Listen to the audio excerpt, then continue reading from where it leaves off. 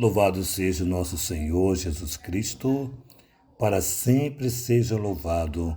Querido irmão, querida irmã, você que me acompanha nessa jornada missionária, te convido mais uma vez a dar um joinha, acionar o sininho, a compartilhar. Fazendo sempre isso, o YouTube reconhece a legitimidade dessa bela missão e enviará para mais e mais pessoas.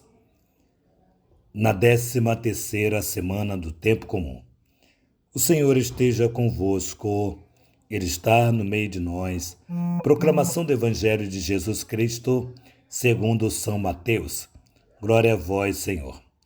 Naquele tempo, Jesus viu um homem chamado Mateus, sentado na coleteria de impostos, e disse-lhe: segue-me. Ele levantou e seguiu a Jesus. Enquanto Jesus estava à mesa, em casa de Mateus, vieram muitos cobradores de impostos e pecadores e sentaram-se à mesa com Jesus e seus discípulos. Alguns fariseus viram isso e perguntaram aos discípulos: por que vosso mestre come com os cobradores de impostos e pecadores? Jesus ouviu a pergunta e respondeu: aquele que tem saúde não precisa de médico, mas sim os doentes. Aprendei, pois, o que significa: quero misericórdia e não sacrifício.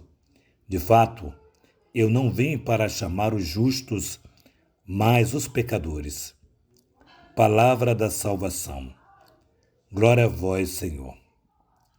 Amados irmãos, hoje a palavra de Deus nos apresenta a vocação, ou seja, o chamado de Mateus.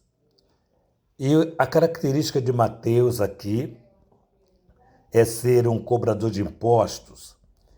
E sabemos nós que os cobradores de impostos naquele tempo, não sei, talvez hoje também, não sei, mas porém, naquele tempo era mal visto, mesmo porque eles cobravam impostos os impostos dos iguais, ou seja, da sua própria terra. E tinha um germe de corrupção, ou seja, cobrava indevidamente, não entregava o justo para o imperador, ou seja, sacrificava mais o povo, cobrando além do que deveria cobrar. Então era muito comum essa prática entre os cobradores de impostos, levarem vantagem em tudo, né? Porém, o que é mais importante aqui nós ressaltarmos é esse convite. Jesus olha para aquele homem que está sentado na coleteria de impostos, ou seja, ele estava ali fazendo o seu trabalho, ele estava ali exercendo a sua função de cobrador de impostos, de homem injusto, e ali ele cobrava com veemência, sem piedade nenhuma, porque assim era o costume dos iguais a ele.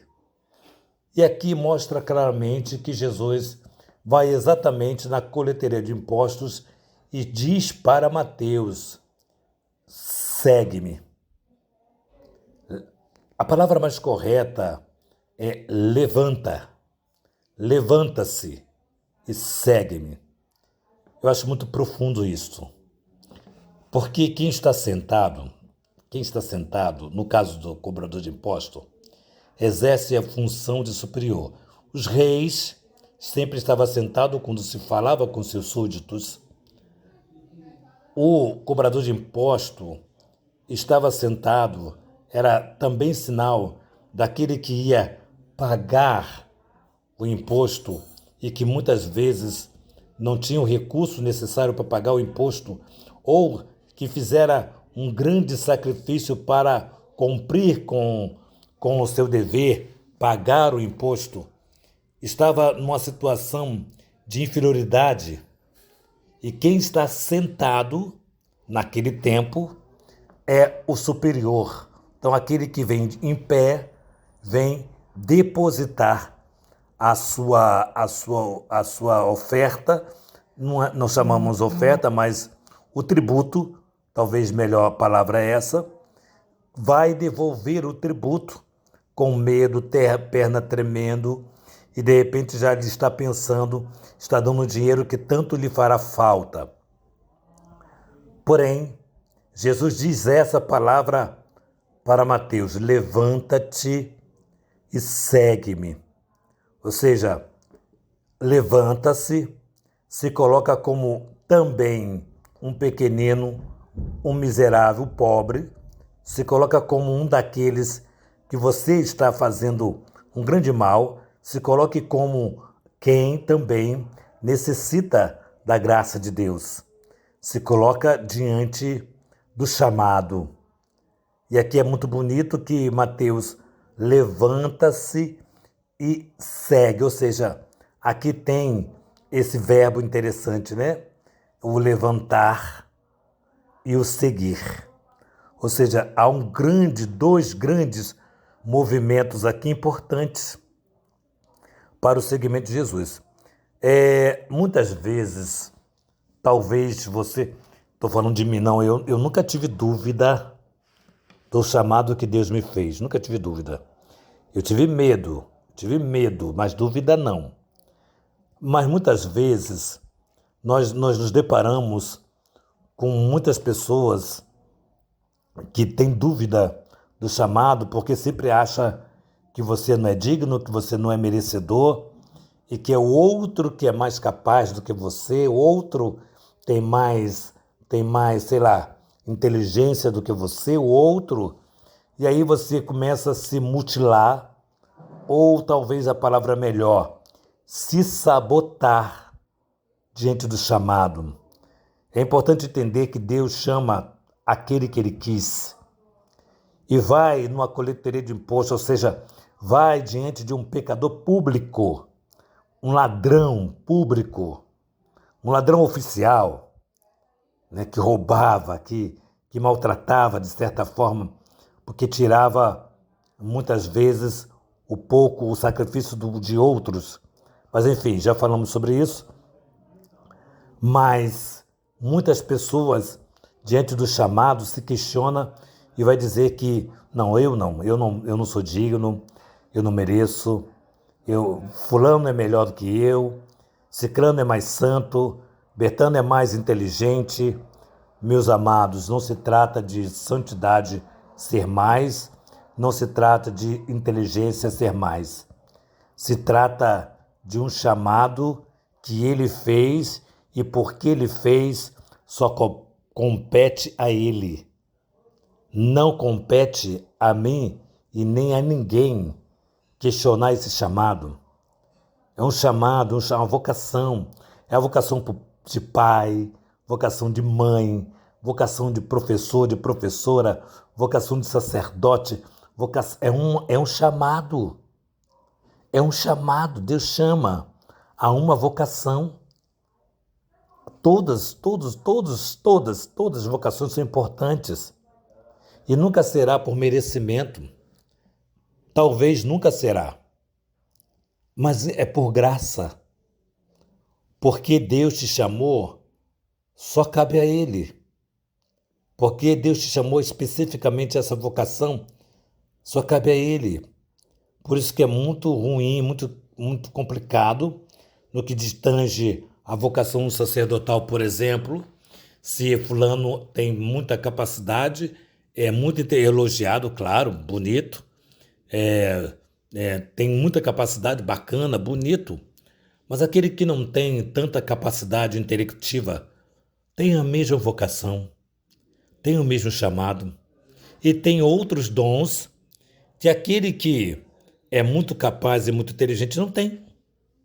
Simplesmente não tem. Quanto às pessoas que têm facilidade de estudo e faz uma faculdade excelente, extremamente excelente, mas não sabe pregar para o povo de Deus. Não sabe anunciar o evangelho. Porque não tem a capacidade para isso, não tem capacidade para isso. Eu vejo isso. Eu vejo muitos doutores, mestres na igreja que não sabe mesmo, não sabe porque não sabe. Mas não é porque ele é pior do que o outro que sabe. A questão não pode ser assim. Então é muito complicado por exemplo, para quem está na linha da formação, enaltecer aquele que é muito inteligente e diminuir aquele que não é tão inteligente, mas que no serviço ao povo de Deus faz a diferença daquele que é tão inteligente. E claro que é bom, e porque é uma graça, é um dom que Deus dá. Deus deu o dom para você ser muito capaz, muito inteligente, e Deus deu outro dom para você, que talvez não tira as melhores notas na escola, na faculdade, mas te deu outros dons que supera tantos outros que tirou muitas notas boas.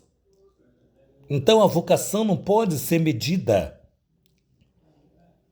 pelo grau de santidade ou pelo grau de intelectualidade ou não ter intelectualidade. A vocação é medida só por ele, porque é ele que chama. E aqui os cobradores de impostos fazem a pergunta: por que o teu mestre come, senta-se com esses homens, cobradores de impostos? E Jesus ouve o questionamento e diz: olha, só quem está doente precisa de médico. Eu sou o médico e eu estou com os doentes. Jesus é o médico dos médicos. Jesus está com os doentes. Então que nós possamos hoje acreditar na nossa vocação. Acreditar na nossa vocação. Aquilo que te falta, o outro te completa. Aquilo que falta no outro, você completa. Porque Deus te deu a capacidade de completar o outro e do outro te completar. Olha que bonito nós olharmos a vocação no geral como serviço ao reino de Deus. Toda vocação, todo chamado é um chamado para servir e não para ser servido e não para tirar vantagens. É para servir e exclusivamente servir a Deus no mais pequenino, no mais pobre, no mais doente, no mais pecador. Que nós entendermos isto, entendemos o chamado e acolhemos o chamado não porque somos melhor, talvez porque nós somos os piores. Louvado seja o nosso Senhor Jesus Cristo. Para sempre seja louvado. Que nossa patrona Santa Faustina nos enriqueça com diário. Que São José, esposo da Virgem Maria, nos dê a graça de servir a Jesus Cristo da forma que Ele nos chamou. Que a Virgem Maria, Rainha do Clero, nos conceda a alegria de ter uma casa para cuidarmos de sacerdotes. Nos dê recursos para que essa bela vocação, para que esse belo chamado aconteça. Em nome do Pai, do Filho e do Espírito Santo. Amém.